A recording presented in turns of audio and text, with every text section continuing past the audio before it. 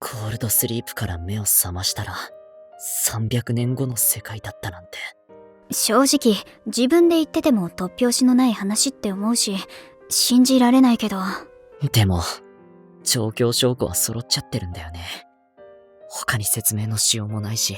一旦、施設に戻ろうか。もっと情報が必要だと思う。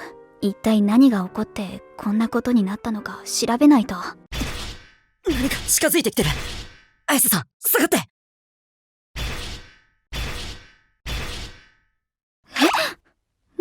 マーヤ？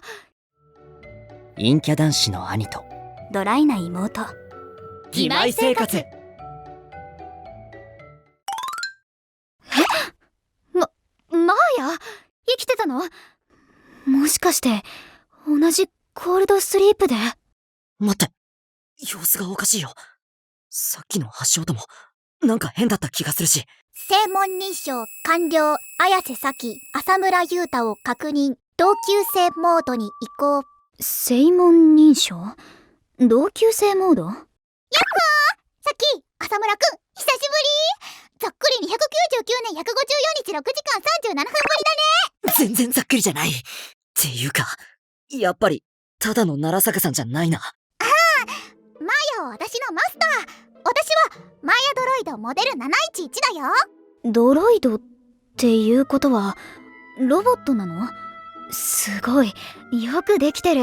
本物みたい。いや、綾瀬さんもそんな感心してる場合じゃないと思うんだけど。ごめん、浅村くん。マーヤってこういう子だから割とすんなり納得できちゃうの。それでマーヤドロイドモデル7113。あなたは私たちを助けに来てくれたの？なんとも言えない。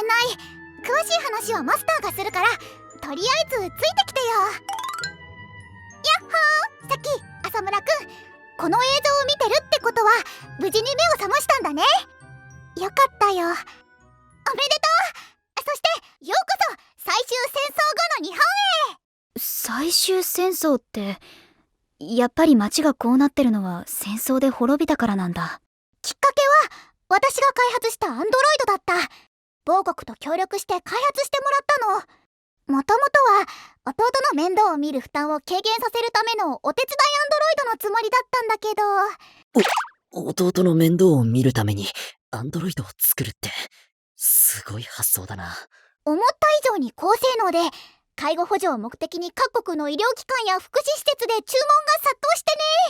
某国は自国の無人工場での大量生産に踏み切って、生産ラインも拡大して量産を始めたの。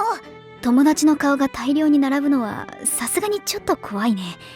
しかも全部機械って。ところが想定外の事故が起きたの。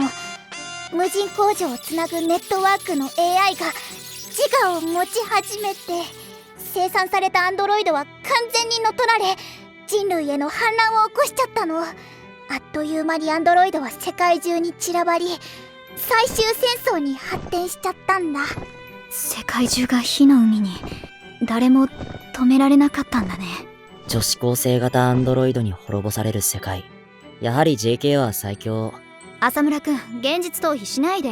こうなったら受け入れるしかないよ。いや、でも超展開すぎて理解が追いつかないよ。私が天才すぎたばっかりに、うっかりこんなことになっちゃって。うっかりにも程があるってば。まあや、恐ろしい子。まあでもさきと浅村くんならなんとかしてくれるって思ってね。とりあえず急ごしらえのコールドスリープ装置にぶち込んでみちゃったってへペロ。つまり全部マーヤのせいってことじゃん。本当にもうこの子ってば。なんとなく不思議な子だなとは思ってたけど、まさかここまでとは。とにかく目覚めたからには生き延びて世界を作り直してくれることを祈ってるわ。過去から応援してるよ。グッドラック。これでメッセージ終わり？うわぁ、めっちゃボールぶん投げられて終わった。ねえ浅村くん、私一つ気づいたんだけどさ。どうしたの？ここにいるマーヤドロイドも量産された一体ってことだよね。だとするとこの子って味方なのかな。綾瀬さん、今それ言うのは多分フラグだと思う。マーヤネットワークによる通信受諾。同級生モード強制終了。同級生モード強制終了。急に挙動がおかしくなったぞ。まさかもうフラグが。これより緊急デストロイモードに移行する。やっぱり回収された。こっちに来てる。浅村くん、急いで逃げるよ。早く。チャンネル登録、Twitter のフォローをよろしくね。小説版義妹生活発売中です。おまけ。人類は抹殺対象。敵対勢力。これは自らを守るための防衛手段。当該地区を警ら中のモデル。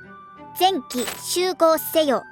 これより綾瀬咲、浅村優太両名の排除を決行する。